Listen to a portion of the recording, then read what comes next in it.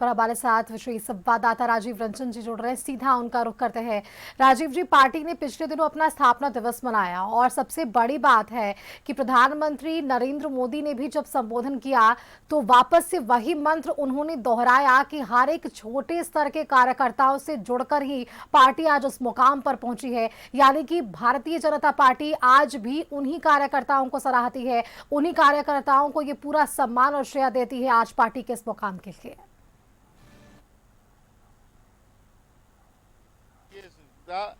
जिस तरह से भाजपा ने कल ही से अपना स्थापना दिवस साप्ताहिक समारोह मना रही है और एक सप्ताह तक ये समारोह चलेगा। और जिस तरह से बातें आई, कल इसी भाजपा कार्यालय में स्थापना दिवस समारोह मनाया जा रहा था। सम्राट चौधरी मौजूद थे और संजय सरावगी प्रदेश अध्यक्ष वो मौजूद थे। उन्होंने स्पष्ट किया कि वो ऐसे परिवारों को टारगेट करेगी जो राजनीतिक नहीं है, यानी कि गैर राजनीतिक परिवारों को, युवाओं को टारगेट करके भाजपा से जोड़ेगी। उनका मानना है कि जिस तरह से विश्व की सबसे बड़ी पार्टी भाजपा है, इसको और ज्यादा मजबूत करना है, आगे बढ़ाना है। 1980 में कल यानी कि 6 अप्रैल को इसकी स्थापना की गई थी। जनसंघ के खात्मे के बाद जब ये लोग अलग हुए थे जनता पार्टी से, तब ये स्थापना हुई थी। उस समय इनके पास कोई स्ट्रेंथ नहीं था। जिस तरह से 2 सांसदों वाला भाजपा आज विश्व की सबसे बड़ी पार्टी बन गई है और अधिकतर राज्यों में भाजपा के नेतृत्व यानी कि भाजपा की सरकार है। तो वैसी स्थिति में भाजपा के सामने लक्ष्य जो रखा गया है, बूथ से लेकर के पंचायत स्तर से लेकर के, मैंने उन जगहों को छूना जो अनछुए हैं, जहां से अभी भी स्ट्रेंथ बढ़ाने की कैपेसिटी है, यानी कि भाजपा मजबूत हो सकती है। अब जैसे कल ही 20 ऐसे लोगों को भाजपा में शामिल कराया गया जो गैर राजनीतिक थे और सीए थे। चार्टेड अकाउंटेंट को भाजपा से जोड़ना ये अपने आप में मजबूती दिखाता है। और जिस तरह से बातें आ रही हैं कि बिहार में भी अब भाजपा के मुख्यमंत्री होंगे, तो निश्चित रूप से बिहार के इतिहास में पहला मौका होगा कि भाजपा का कोई मुख्यमंत्री ही बनने जा रहा है एनडीए घटक दल में।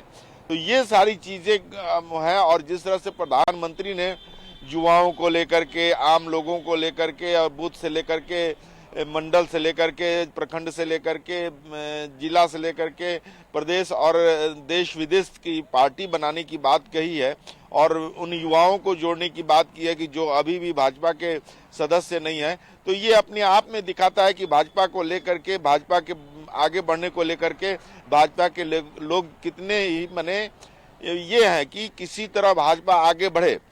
और अब भाजपा सशक्त होगी तभी इनका मानना है कि पूरा देश सशक्त होगा। और 2047 की कल्पना इन भाजपा के नेताओं ने दोहराई कि 2047 में हमारा भारत जो है विकसित देश होगा। तो उन सारी चीजों को एक तरह से दिखाने की कोशिश हो रही है कि भाजपा कैसे मजबूत हो। हालांकि भाजपा मजबूत है, ये स्थिति है कि भाजपा आज कई राज्यों में तो उनकी सरकार है ही, देश में पिछले 12वां साल चल रहा है। ये 12 साल से सरकार चल रही है भाजपा की और पूर्ण रूपेण सरकार चल रही है। तो वैसी स्थिति में भाजपा का लक्ष्य है कि हम उन चीजों को खंगाले, वहां जाए कि जहां अभी भी भाजपा नहीं पहुंच पाई है, और इसके लिए हर संभव प्रयास करने की कोशिश की जाएगी। सुष्मिता। बिल्कुल राजीव जी, देखिए आपने बताया कि किस तरह से विश्व के स्तर पर और देश के स्तर पर बीजेपी जो है वो काम कर रही है।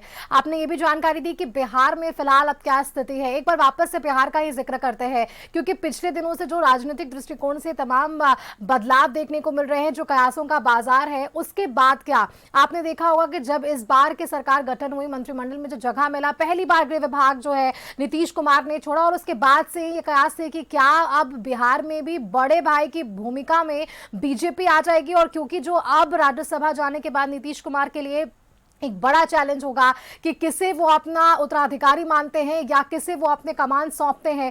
क्या बीजेपी के खाते में जाने से सच में वो जो संभावनाएं थी उस पर विराम लग जाएगा, बड़े भाई की भूमिका में बीजेपी आ जाएगी बिहार में, जिसके लिए तमाम कवायद अब तक के पिछले कई सालों से हमें देखने को मिली है। सुष्मिता, भाजपा पहले से ही बड़े भाई की भूमिका में रही है। जब पहली बार नीतीश कुमार की 2005 में सरकार बनी थी तो उनके भाजपा के 55 विधायक थे और यहीं पे नीतीश कुमार के 35 विधायक थे। तो वैसी स्थिति में बड़े भाई छोटे भाई की भूमिका आगे पीछे होती रहती है। चूंकि घटक दल है और एनडीए में 5 घटक दलों के नेता आगे पीछे मने विधायकों की संख्या हो सकती है।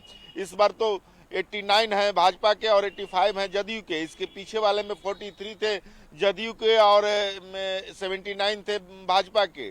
तो वैसी स्थिति नहीं है।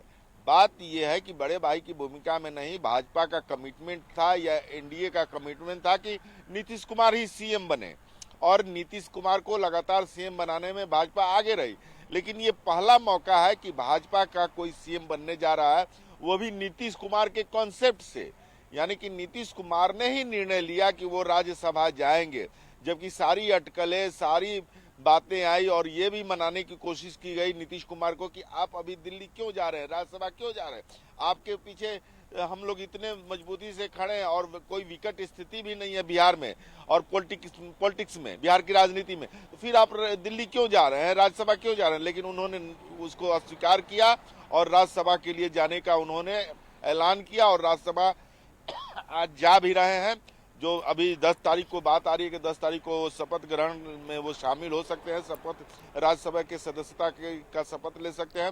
विधान परिषद की सदस्यता उन्होंने इस्तीफा दे दिया है। तो वैसी स्थिति में अब ये जो स्थिति बनी हुई है कि अब यहाँ सीएम बदलेंगे, तो सीएम बदलेंगे तो वो भाजपा कोटे के सीएम होने जा रहे हैं, ये भी स्पष्ट है।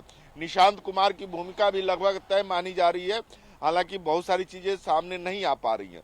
तो अब भाजपा पहली बार बिहार जब 1912 में बना था, वह उस समय से लेकर के आज तक भाजपा यहाँ कभी भी शासन में नहीं, मुख्यमंत्री उनका कोई नहीं रहा, उप मुख्यमंत्री तक ही रहे।